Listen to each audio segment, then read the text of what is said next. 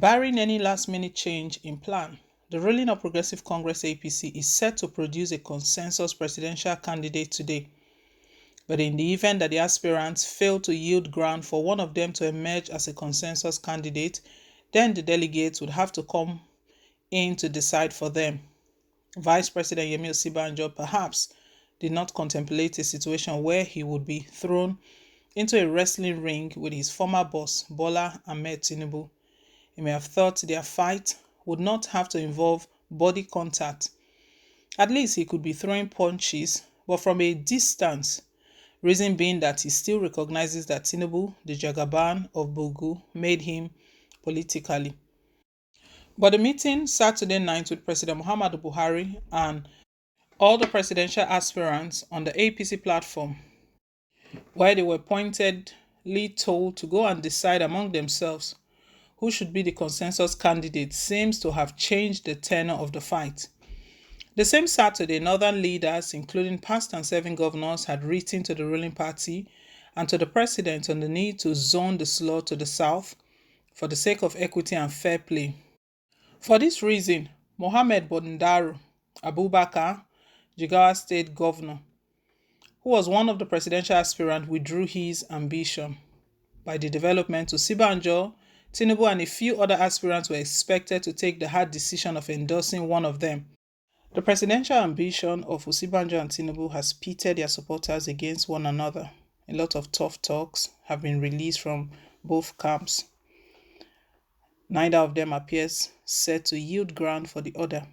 A case in point was the meeting last month between the Southwest APC leaders and presidential aspirants from the zone. The meeting failed to persuade any of them to step down. Each of the aspirants strongly believed that they had the best chance to clinch the party's ticket.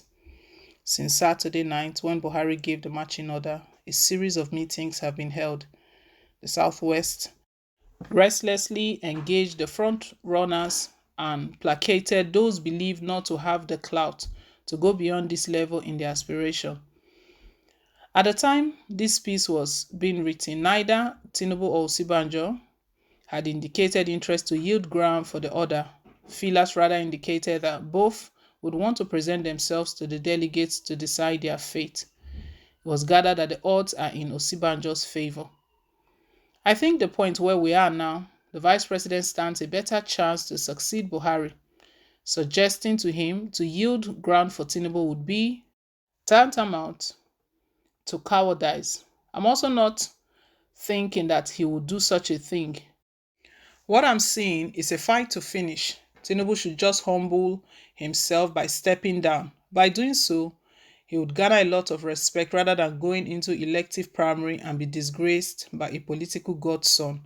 Kingsley Adu, a political affairs analyst, told Business This Day.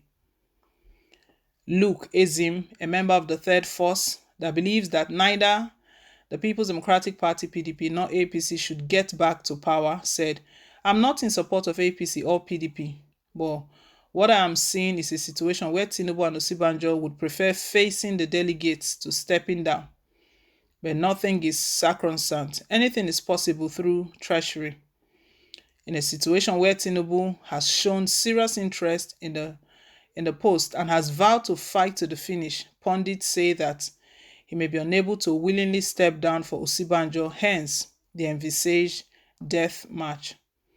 In a published opinion article, Olu Fashan, a political economist, said that Osibanjo possessed the moral high ground to seek to succeed Buhari, as anything contrary to that would amount to cowardice.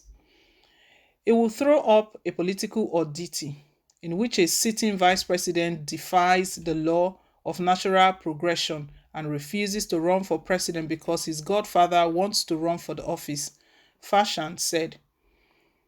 He had, at the time of the article, wondered, surely if Tinubu wants to run for president in 2023, the inevitable questions are, what about Vice President Yemi Osibanjo?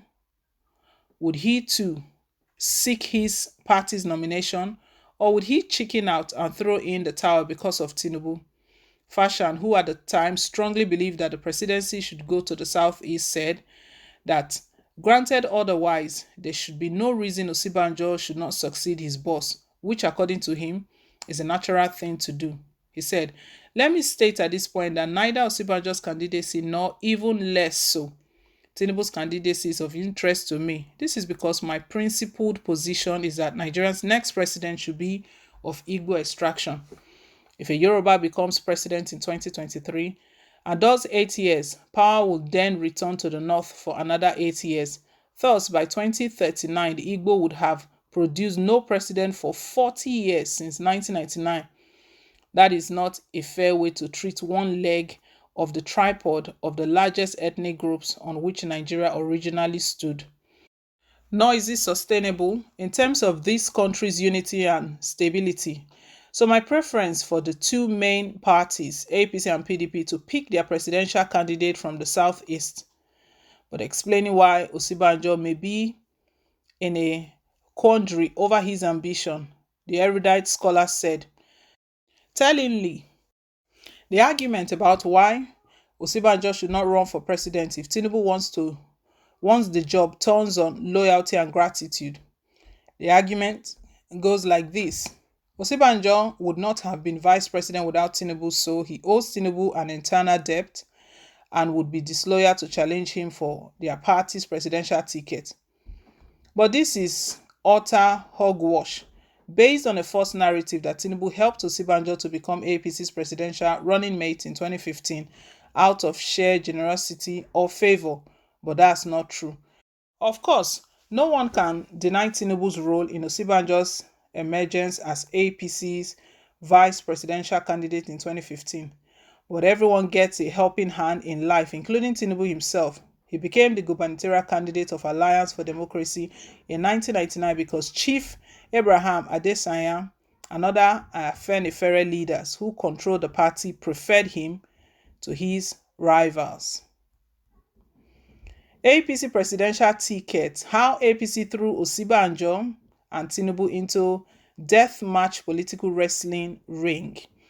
Right now, we know there are 23 aspirants. Initially, a report came out that the screening panel of Chief John Odigoyegu had screened out 10 aspirants, and everyone was wondering. But as it stands, it looks like all three of them are still in the race because the panel, maybe after Abdullahi saw the report, he was not okay with the report because it was Chief John Odigoyegu who confirmed that 10 persons have been screened out, but they're not going to make mention of the name. They'll leave that to the party. But the party have spoken and they still have 23 candidates. Among these 23 candidates, it looks like Bola Tinubu and Yemi Osibanjo are like the top ones.